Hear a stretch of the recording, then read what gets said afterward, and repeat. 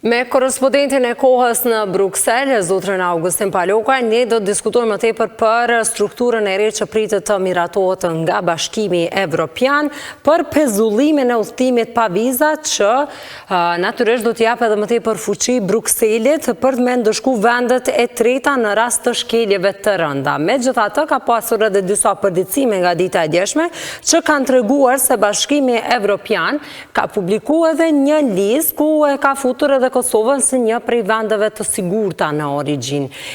Çka do të thotë kjo për Kosovën, po ashtu edhe për vendet e tjera, pse bëhet dhe cili është qëllimi i krejt kësaj strukture, do të diskutojmë tash bashkë. Mirëmëngjesi Augustin. Mirëmëngjes, përshëndetje. Kënaqësi që bisedojmë. Të lutem nëse mundesh me na tregu më tepër çka është kjo strukturë dhe çka ka të bëjë, cili është qëllimi. Po nuk ka ndonjë ndryshim dramatik këtu. Fjala është për procedura brenda strukturave të Bashkimit Evropian për të përshpejtuar dhe zgjeruar mundësinë e suspendimit të liberalizimit të vizave për ato vende që ekzistojnë në këtë listë. Në fakt, mundësia për suspendimin e liberalizimit ekziston, por procedurat janë mjaft të ndërlikuara, të gjata, dhe pothuajse është e pamundur për disa vende anëtare për të ardhur deri tek rezultati i suspendimit të liberalizimit të vizave. Për këtë duhet të kenë dëshmi të qarta, për shembull numri jashtëzakonisht i madh i azilkërkuesve të pabazuar, pastaj keqpërdorimi në numër të madh i mundësisë udhëtimit pa viza, pra kur udhtojnë pa vizave, atëherë punojnë në tregun e zi të punës, apo paraqesin rrezik për sigurinë kombëtare të ndonjë vendit, pra është shumë e komplikuar. Në këtë propozim të Komisionit Evropian, për të cilin po diskutohet tash në mes të Komisionit, Parlamentit dhe vendeve anëtare, do të përfshihen si mundësi edhe shkelja e të drejtave të njerëzit dhe degradimi i vlerave demokratike, që në një mënyrë është edhe kuptueshme, sepse nëse në ndonjë vend nuk ka demokraci dhe nuk respektohen të drejtat themelore, atëherë njerëzit nga ai vend mund të kenë arsye politike për të kërkuar azil. Për këtë është fjala. Në anën tjetër, lista që përmendet është për në rastin e Kosovës është vetëm rastësi pse Kosova nuk është në listën e vendeve të sigurta. Kosova, edhe pa qenë në këtë listë, është konsideruar si vend i sigurt, përndryshe nuk do të kishte liberalizim të vizave. Pra, ndryshimi në rastin e Kosovës është për faktin se Kosova nuk ka marrëveshje të riadhesimit me të gjitha vendet anëtare të BE-s. Arsyeja mund të ketë qenë ndoshta edhe pse disa vende nuk e njohin Kosovën si shtet. Pra mund ta konsiderojnë Kosovën si të sigurt, por jo si shtet. Prandaj ndoshta nuk hyn në kategorinë e shtetit të sigurt. Ky propozim, pra është akoma propozim i Komisionit Evropian, se në atë listë janë edhe disa vende tjera si Maroku dhe Egjipti dhe disa vende tjera.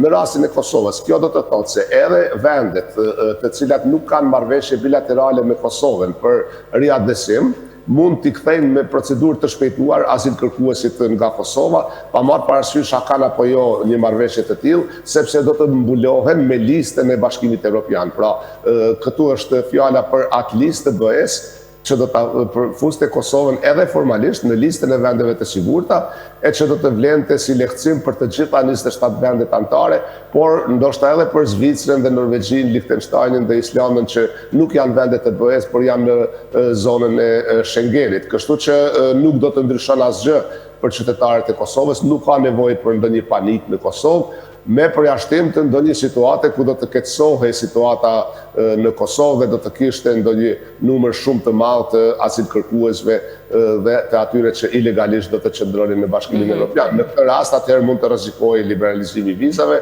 por ky rrezik për momentin nuk ekziston, ndonse nga Kosova ka pasur rritje me përqindje të numrit të azilkërkuesve të rrajshëm. Kjo thuhet pra azilkërkuesit që s'kan arsye për të kërkuar azil. Azili është vetëm për shkaqe politike, nuk është azil për shkuar për të punuar.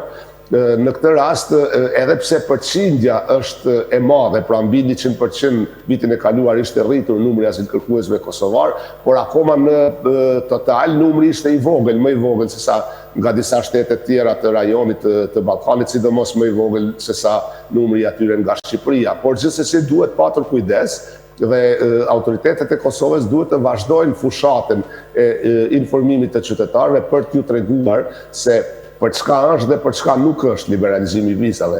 Pra, shumë kosovar e kanë shfrytzuar mundësinë, kanë udhëtuar në vendet e Bashkimit Evropian, është një lehtësim i madh, shohun numër më të madh të kosovarëve që vinë për vizita, shkojnë në Gjermani, vinë në Belgjik, shkojnë edhe në Greqi apo në Kroaci.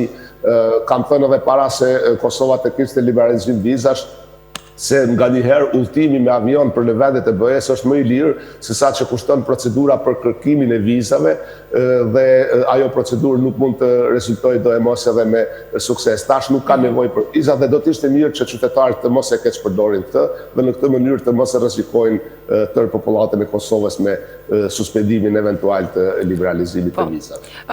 Një formë e drejta mund të cilësohet si një formë e drejtë për me rritë siguri në Evropë, në Bashkimin Evropian?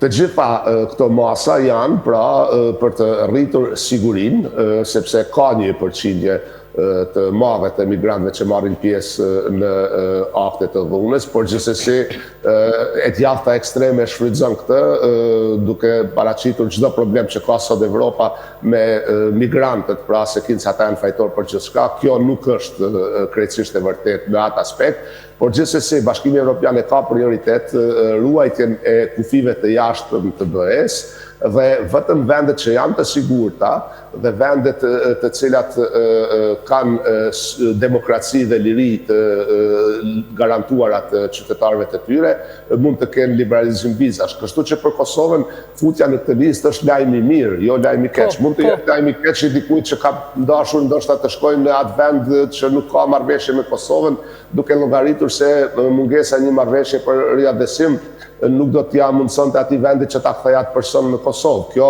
në të ardhmen kur të përfundoj kjo procedurë nuk do të jetë e mundur. Por për Kosovën unë do thosha se është lajm i mirë për të qenë në listën e vendit. Do të s'ka nevojë apo s'ka hapësirë për me u shqetësu? Mundemi me shfrytëzu liberalizimin e vizave ashtu për mirë që kemi shfrytëzu deri tash për udhëtime të lirshme? Ose për me qëndru për një kohë gjatë, po jo me kërku azel?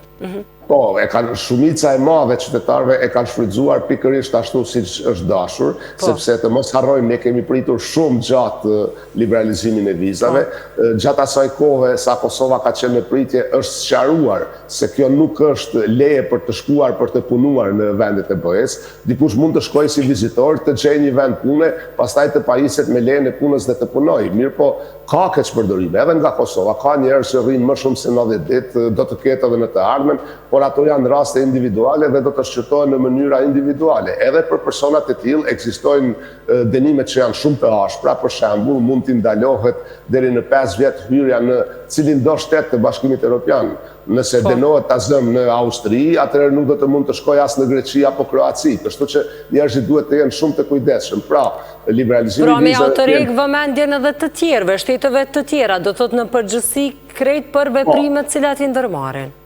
Po janë veprime të qytetarëve. Shteti i informon se cilat janë të drejtat dhe detyrimet e tyre, ata atëherë shfrytëzojnë në baza individuale. Por në rastin e Kosovës nuk ka për momentin ndonjë arsye për ndonjë shqetësim të madh, përkundër faktit se nga Kosova ka largim të qytetarëve, ata largohen duke u pajisur me viza pune, duke siguruar dokumentat përmes martesave dhe është evidente që numri i banorëve të Kosovës po zvoglohet përmes këtyre mundësive, por këto janë të gjitha mundësi legale. Ajo që nuk është legale është për të qëndruar mbi 90 ditë gjatë një vizite dhe mbi 180 ditë brenda një viti, sidomos duke punuar. Por pra të gjitha këto janë në kuadër të pritjeve që kanë qenë kur për Kosovën ishin liberalizuar vizat. Do të thotë që BE-ja po fillon me ngrit standarde edhe më të larta